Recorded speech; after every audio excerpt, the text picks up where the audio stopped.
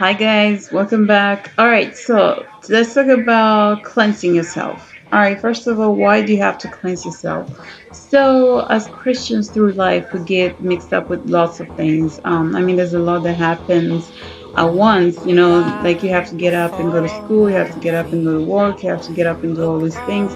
And every time you get up and go do those things, you kind of have to get in there. It's almost like think of yourself as a somebody who doesn't belong to this world, but has to live in this world. So there's no way you can avoid people who don't know God. There's no way you can avoid pagans. There's no way you can avoid atheists. There's no way you can avoid bad people. There's no way you can avoid that because you're in this world. You're not in heaven. Remember, you're still here, but this is not your home. So what happens is you get in there and then you start hanging out with people who you might not have the same values, you may not have the same whatever, and their ways can rub on you.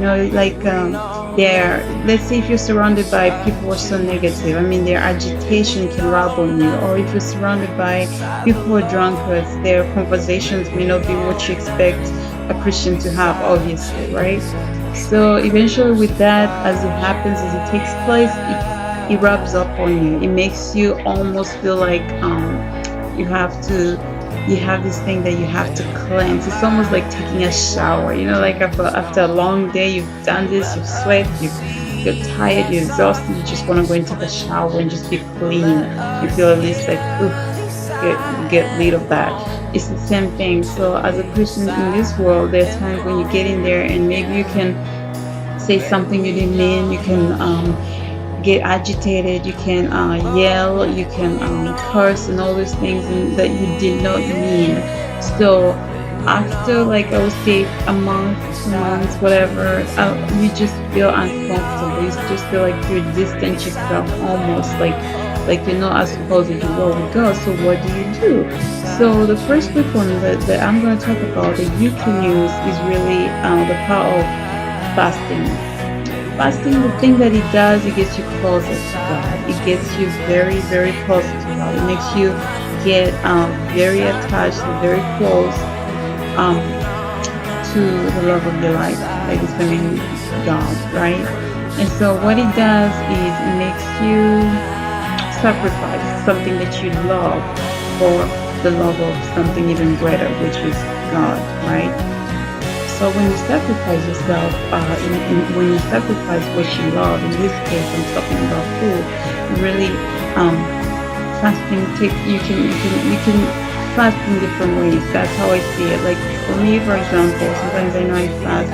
I go all without food. I can do that, or I can say, you know what, I'm only gonna drink water, and I can only do that, and I'll eat at 6. Or I can say, you know what, I'll not take any sugar stuffs. I'll not take any sweets, no chocolates, no ice cream, no nothing sweet, no mandazi, no nothing sweet.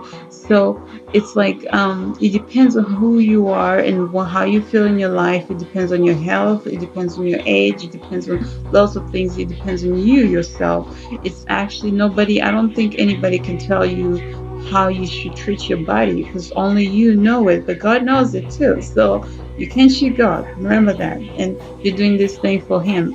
And so, like, when you do that, you get closer to Him. I'll give you a story in the Bible, for example. It was the story of Esther. When she spent all those years, all those days, she went and told her servants and everyone was working for her. She said, "You go ahead and start fasting, and then I'll go and talk to the king."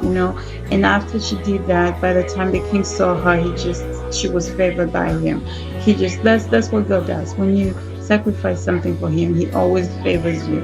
So when that's you, when you feel like you really ran into the world a lot, and there's this things that are rubbing on you the wrong way, the world is really rubbing on you, and you don't feel as clean. I would suggest to just take at least 3 days, take at least 21 days, take at least 40 days, take whatever days you want, but make sure you do it for Him, and you do it for God, and you say, you know what, this is what I'm doing for you, and I'll make sure that I get better with myself, and I just want you to cleanse me. I just want to get closer to you. And guess what? During those times, I promise you, you'll be so happy after when you're done. I mean, from the look of the eyes, you may look weak. Don't get me wrong.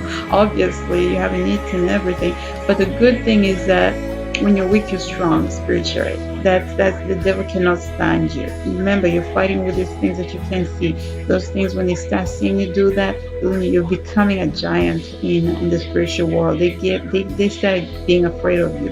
In fact, they will make sure they smell of food is around you. You know, some pizza is just coming out, and you feel like you want to eat some of that, but because they want to trick you. Don't fast. Just eat. Don't forget this God. You know, don't do it. Stick to it and just fast, and you'll be amazed by how much strength, spiritual strength you'll get, and how much closer you get to God. And that's my prayer for you, that you get stronger and closer in the name of Jesus. Okay. Thank you. Bye. God bless you.